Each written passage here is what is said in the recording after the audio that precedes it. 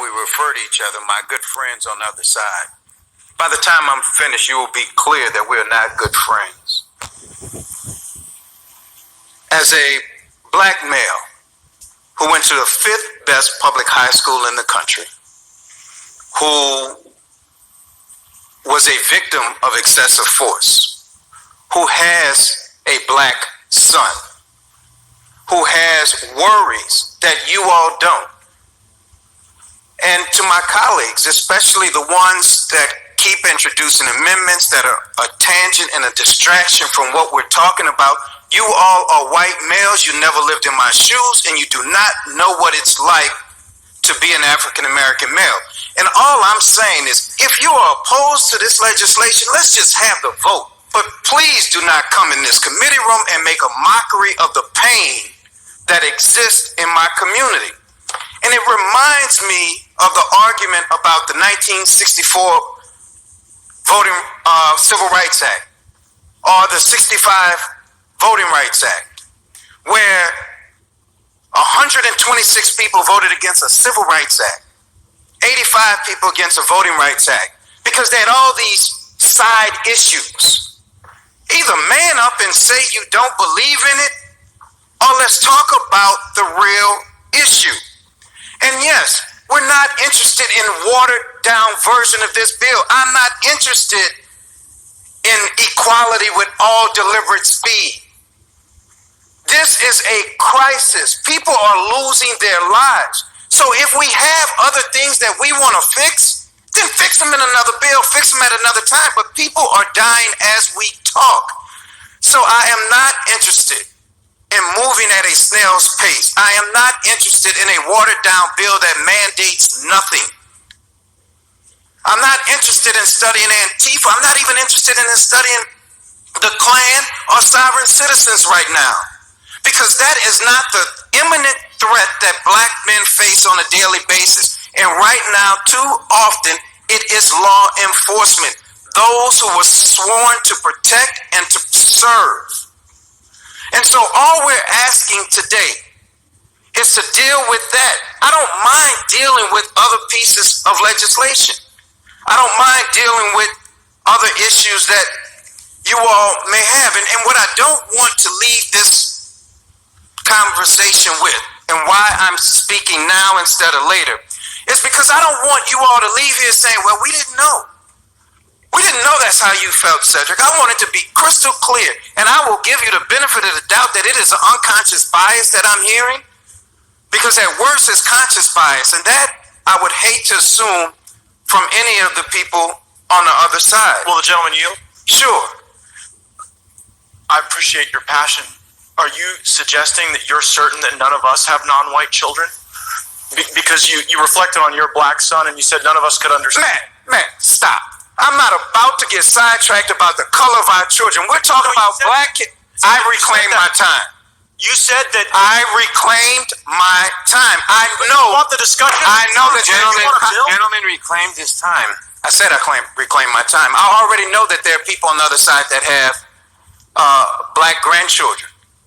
It is not about the color of your kids. It is about black males, black people in the streets that are getting killed. And if one of them happens to be your kid, I'm concerned about him too.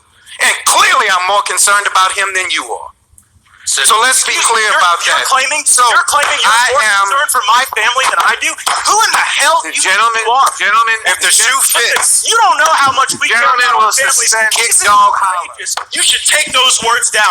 I care about your family and love your family. The gentleman will suspend. The gentleman suspend. The time belongs to the gentleman from Louisiana. Cedric, would you yield? Was that a nerve?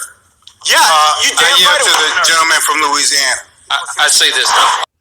All right, Shalom. This is Har1 by Yasha Allah of the Lions Den Camp. I want to say call Halayim, La Yahweh, by Hashem Yahushai, by Hashem Harakak Wadash, Ma'amah.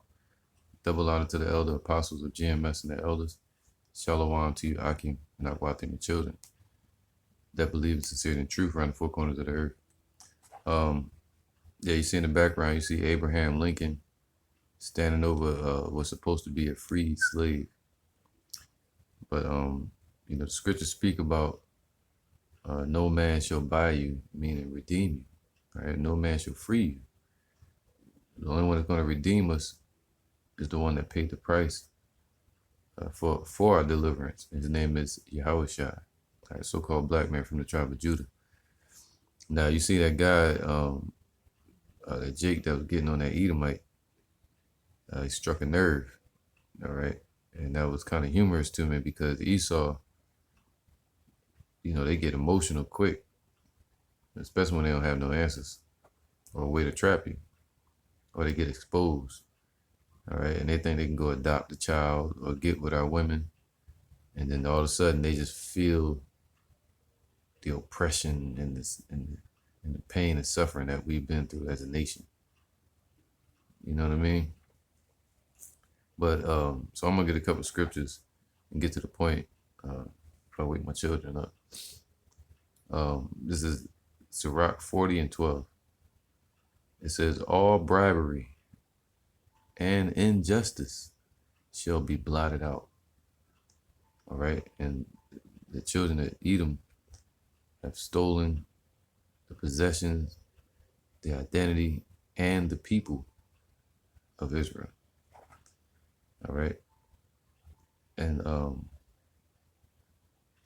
it says, "What all bribery?" And the scriptures say, "Unjust balance is an abomination to Yahweh Shem Yahushai," and they push taxes on our people, or what they call Americans. All right.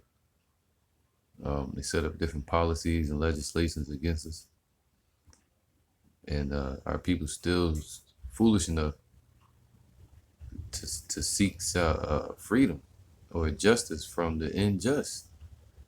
They're a naturally unjust spirit. All right, Book of Habakkuk chapter 2 tells you about that.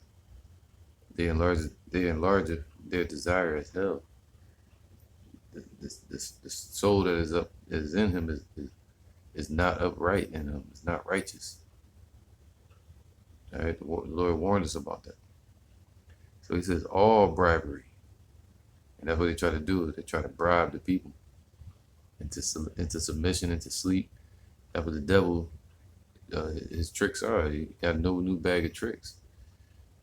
He approach you just like he approached Yahushua, offering them the world, offering them riches, just so he can put you in captivity. All right, in subjection. It says all bribery, but what did Yahushua do? He resisted the devil and he fled.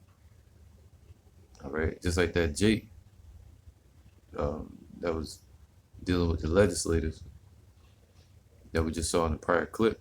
He was getting on his ass, man. Like, yo, y'all don't feel what we feel going out here in the streets every day. Why? Because of the curses of Deuteronomy. The curses are on Israel, all right, and they're gonna be on Esau in the kingdom. All right, that's why it speaks about the rich man being in hell, lifting up right here on the earth. They're gonna feel what we feel, and they're gonna drink the cup that we drank from of slavery, of the Lord's judgment, his indignation. All right. So it says all bribery and injustice shall be blotted out, but true dealing shall endure forever.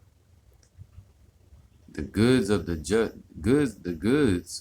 unjust shall be dried up like a river, and shall vanish with noise like a great thunder and rain. All right. So I'm gonna get this Isaiah 10 real quick. It says Isaiah 10:1. Woe unto them that decree unrighteous decrees. All right, it's in the power of their hand to do so. And that's it. Esau got the upper hand in the society. That's why they sit there and have them conversations. Are you saying that you're,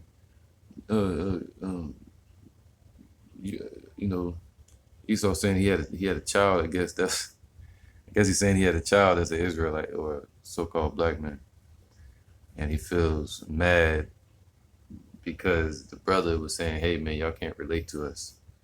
Y'all can't understand our pain." He's like, "You trying to say I can't understand? Or you know about my family? You care about my family more than I do? Who do you think you are?" See, Esau always said that. Who do you think you are? the same cliche emotional statements, outbursts, when they don't have any answers. The only answer for them is to be put in subjection.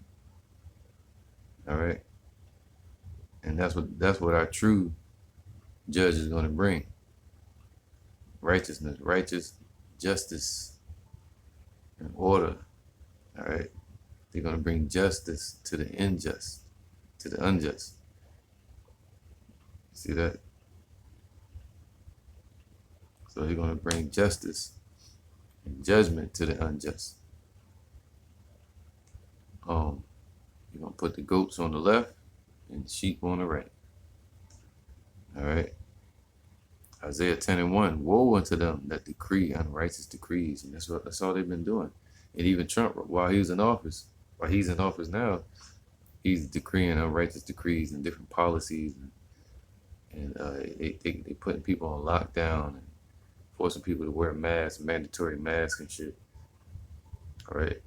And you got the Democrats against the Republicans, which is all a setup, a scam. They all together. They created what do you call it, a platform or a panel, and those two panels go against each other.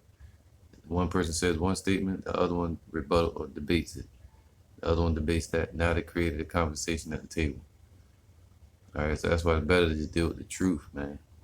The truth says that Esau is going into slavery. It's not about reparations, none of that shit. It's about the judgment of the Almighty Creator Yahweh and His Son Yahweh Shai. And the war, physical and spiritual war that was set upon this earth, staged upon this earth between Jacob and Esau. All right.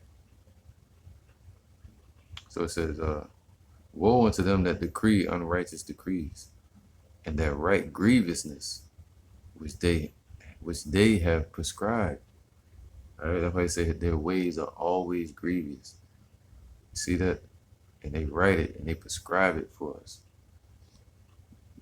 Come up with a concoction for you and write it out and then put it in paper and correspondent, which means contract. That's how they trap people with their contracts and their paperwork. Ever since they came at the Gadites, Native American Indians, they had paperwork, piles of paperwork to get you to sign their paper contracts. So they're all their thoughts and ways are grievous. What they would call justice to us would be unjust still. If they were to give us reparations, it would be shit like taking Aunt Jemima off the damn syrup bottle. That's the best they can do. Knock down a few statues. All right. That's why the Lord gonna show up and render them the recompense. They can't pay us back. They can't pay the Lord back for what they've done. All right, verse 2, it says, to turn aside the needy from judgment. That's what Esau does. They turn aside the needy from judgment. And to take away the right from the poor of my people, that widows may be their prey. They prey on the so-called black woman and the Israelite woman. And they put the man in jail or under the ground, or they put hell on them. All right? And a lot of our women play off of that. And they get all kind of benefits. Shit like that, man. This is to take away the right from the poor of my people, that widows may be their prey, that they may rob the fatherless. So the fatherless represents the sons and the children, the daughters, the ones that don't have fathers, that are in jail. All right, now on a spiritual level, the fatherless would be Yahweh. All right, once He turned us away, we became fatherless at that point. So they rob us, all right, and they lick the wounds of our people, of Lazarus or Jacob, all right, and they oppress our people, and they make our affliction worse. And that they may rob the fatherless, man. They rob us spiritually and physically. All right. And another form of robbery is that dollar. And what do? They rob you of your freedom. They rob you of your salvation. They rob you of the truth, of your identity. That's why Esau is the robber. A thief and a vagabond shall he be in the earth. the spirit of Cain upon this earth, the spirit of that vagabond. All right. And they rob you through your birth certificate from birth. They robbing you. Verse 3, it says, and what will you do in the day of visitation? So that Edomite that was on this getting mad, talking about he got a so-called black son, he probably molested him.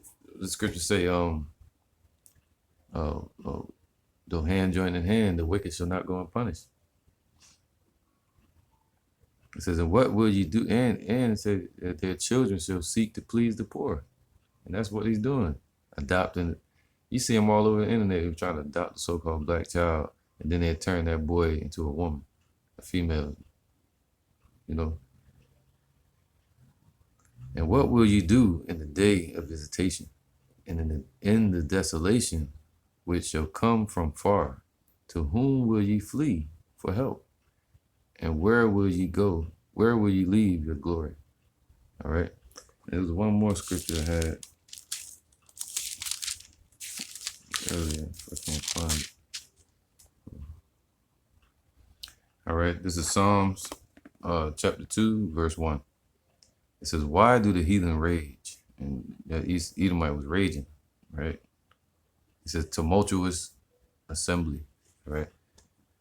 And that's what they do. They congregate together and they have uproars and rage towards us. And the people imagine a vain thing. See, they're imagining they're imagining everything wrong. They imagine that the Lord loves everybody. They're imagining that new world order. They're imagining that they're good people when they're not. It says, the kings of the earth set themselves, and the rulers take counsel together against Yahweh Ba'ashem Yahushua and against his anointed, saying, let us break their bands asunder and cast away their cords from us. So this is an old hatred. It's not going to change just because it's in America all of a sudden. This is going to continue into the kingdom. They still going to have that hatred towards us. But they're going to have fear. They're going to respect us in the kingdom. They're going to have to. Let us break their bands asunder and cast away their cords from us. He that sitteth in the heavens shall laugh. Yahweh shall have them in derision. Then shall he speak unto them in his wrath and vex them in his sore displeasure. All right, so the Lord's going to vex these heathens. That's why they vex. You see that? And their vexation is going to get worse and worse all into their complete, utter desolation in the kingdom after 1,000 years. All right, so, hey, man, you know, the scriptures say, man, the bribery and the unjust, you know, basically shall be destroyed. All right, so with that, I'm going to say shalom.